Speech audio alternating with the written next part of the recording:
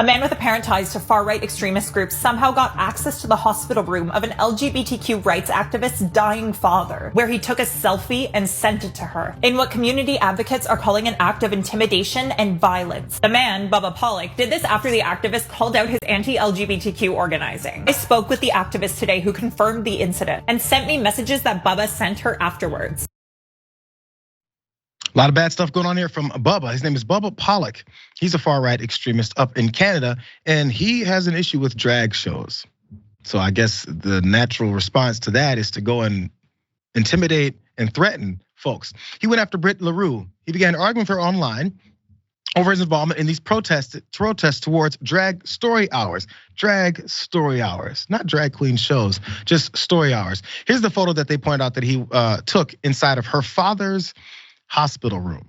There he is by himself, hovering over this woman's father, who is apparently slowly dying in that room.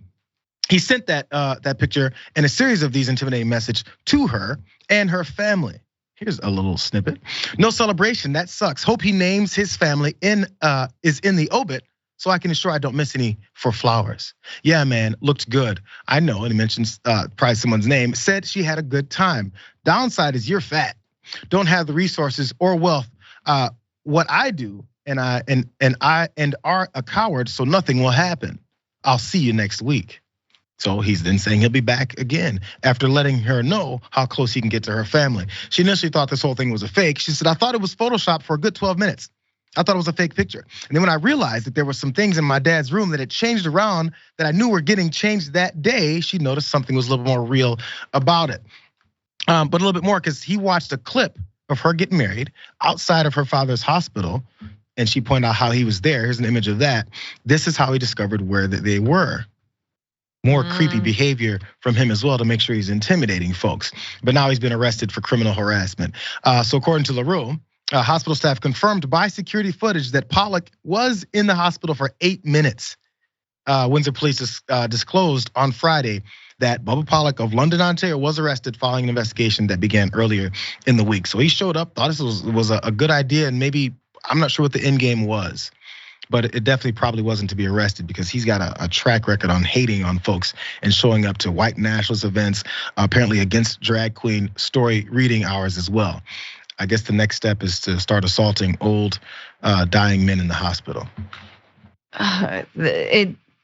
It's so chilling. That is so chilling. I mean, if that were you, how could you ever, I don't know, like how could you go on after knowing that? I'd be so angry. I'm really glad he's been arrested.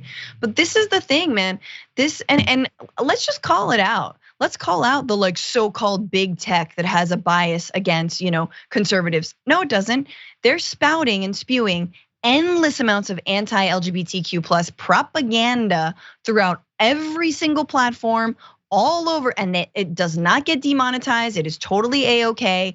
They're continuing to do that. They're running Twitter now. And what is the result? The result is psychos are showing up to people's dad's hospital rooms. And of course, because he's a white guy, he gets in. Oh yeah, who are you to see? Oh, my grandfather. Oh, tight, go.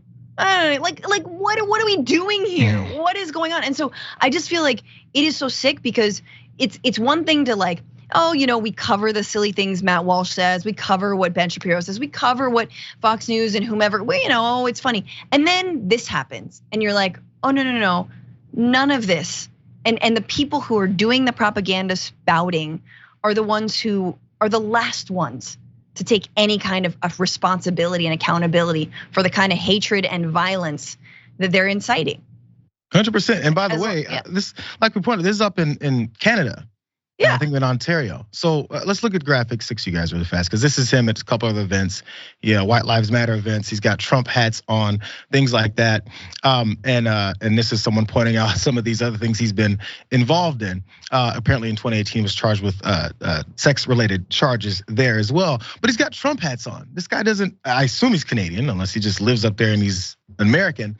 But assuming that he's Canadian, you're voting for Trump. There's drag show things happen up there that you suddenly have an issue with because the Republican Party in the United States of America are pushing it for their political purposes, and somehow it connects to Canadian politics.